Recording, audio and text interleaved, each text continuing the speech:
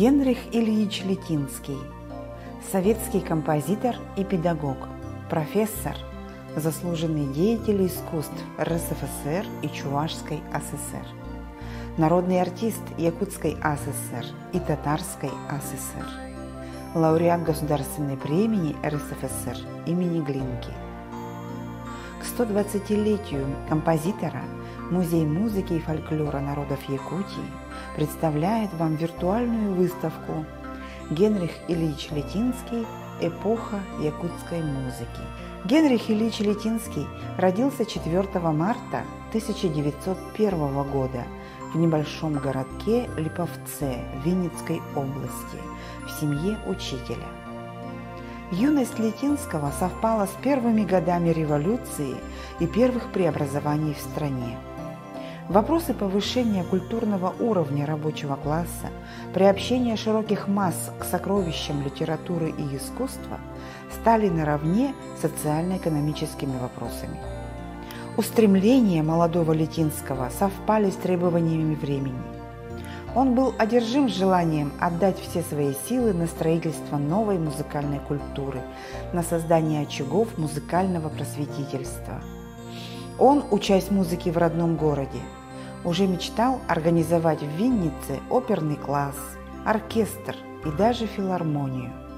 В 1920 году, после окончания средней школы, Летинский в течение ряда лет работал ответственным секретарем губотдела профсоюза «Союз работников искусств» РАБИС и заведовал музыкальным отделом культпросвета губернского отдела народного образования ГУБ-ОНО.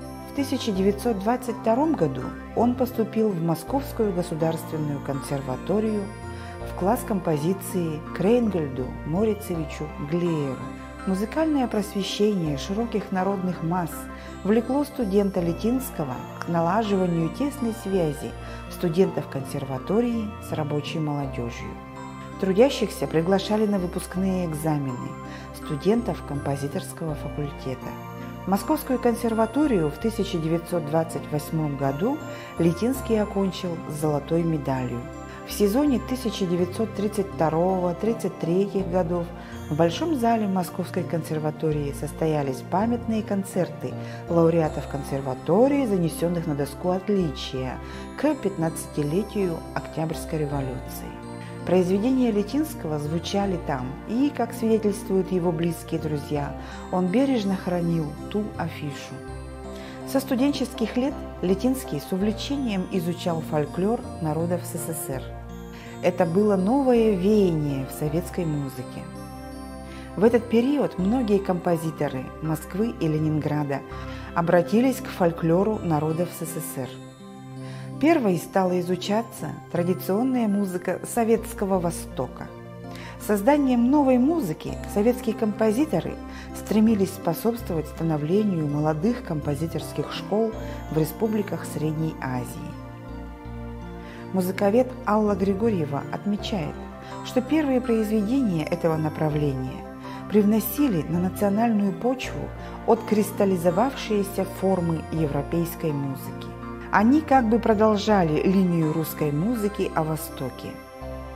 Авторы советской русской музыки на основе фольклорных источников создавали масштабные произведения – оперы, балеты, пьесы для симфонического оркестра, а также для оркестра народных инструментов.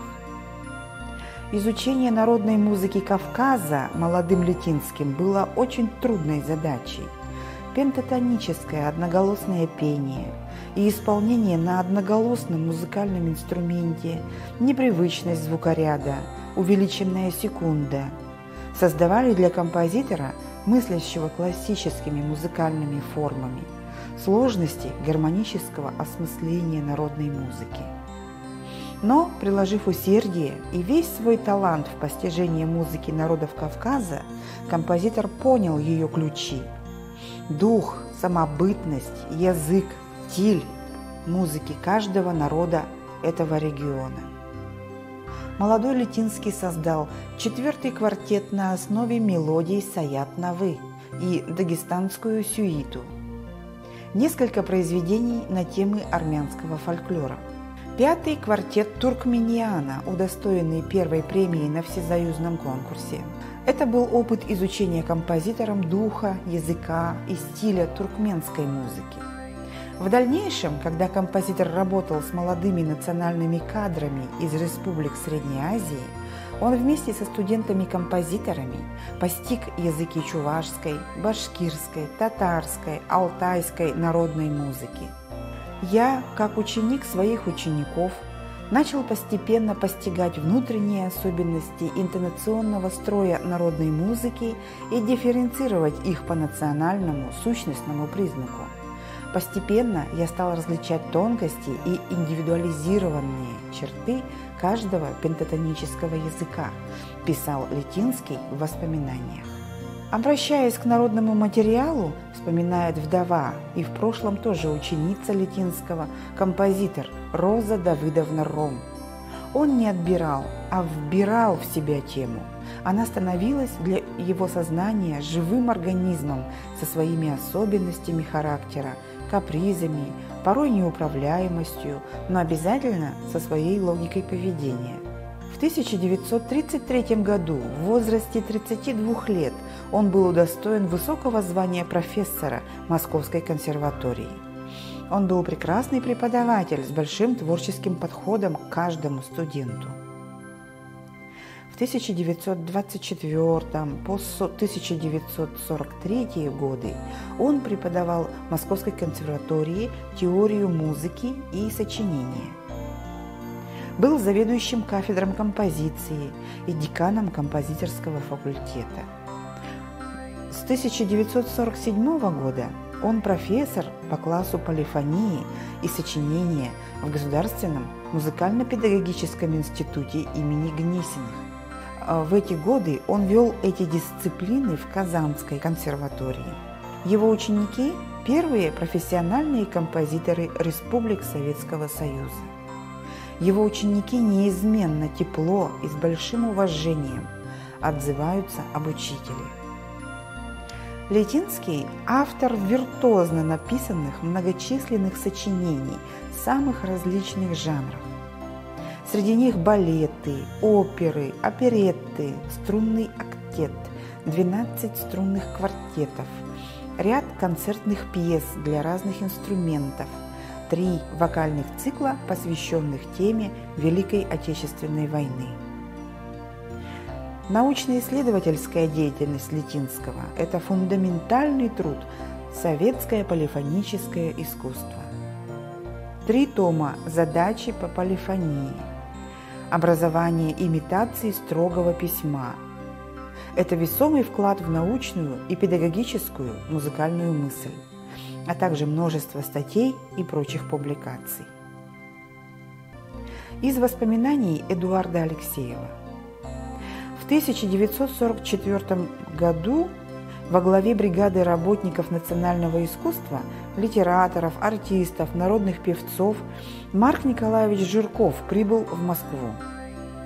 В видеоряде вы видите фотографии из коллекции нашего музея. Первый, к кому обратился в Союзе композиторов, и первый, кто ему помог, был Генрих Ильич.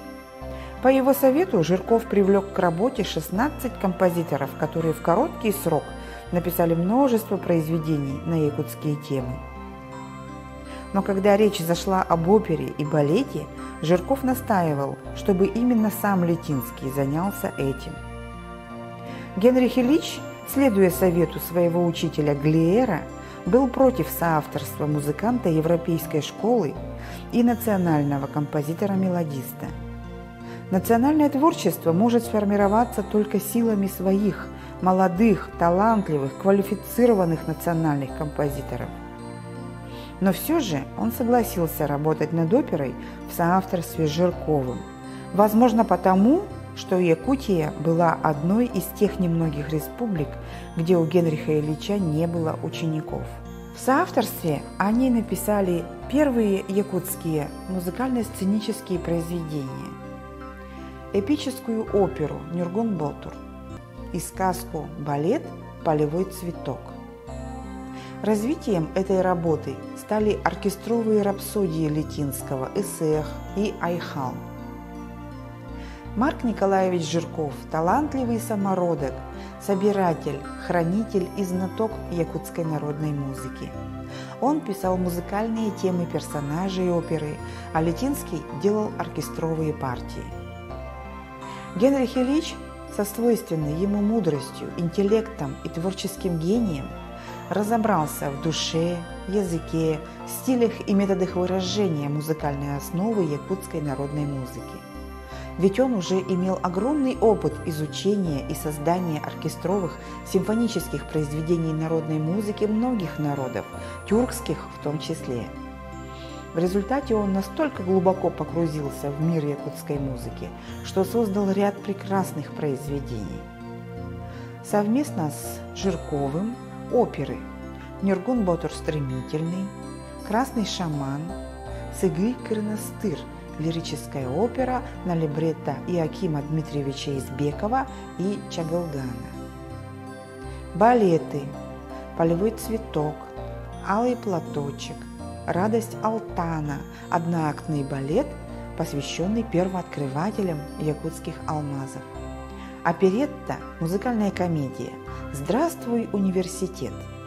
Вместе с прекрасным поэтом Иваном Гоголевым он взял тему из жизни Ягу, самого молодого университета страны. Он написал 2 рапсодии эсэх, Айхал, цикл песен «Край алмазный, край родной». Музыку написано совместно с супругой Розой Давыдовной Ром. Текст – слова рабочих алмазников города Мирного, 1960 год. А также сделал обработки чукотских, эскимосских и других народных песен. Перед вами куртка Летинского. В своей московской квартире Генрих Ильич за письменным столом именно в этой куртке создавал оркестровые партии к своим национальным произведениям, в том числе и к якутской опере «Нюргун Ботур», «Сыгый Кырнастыр» и всем другим якутским произведениям. Когда вдова композитора узнала, что Аиза Петровна Решетникова создала музей музыки и фольклора народов Якутии, то сразу решила эту знаковую личную вещь отдать в дар новому музею. Эта подлинная реликвия стала началом музейной коллекции. Ее инвентарный номер 1. Перед вами коллекция личной переписки Генриха Ильича и Санникова Василия Ивановича, заслуженного работника культуры ЯССР, отличника народного просвещения, заслуженного работника Вилюйского педучилища. Генрих Ильич Летинский создал оригинальную музыкальную стилистику, отражающую особенности якутской песни, причем без прямых фольклорных заимствований. Он скончался 26 июля 1985 года в Москве. Имя Генриха Ильича Летинского стало синонимом творческого гения, служения лучшим традициям советского музыкального искусства, воспитания первых национальных профессиональных композиторских кадров, глубоких научных исследований музыки.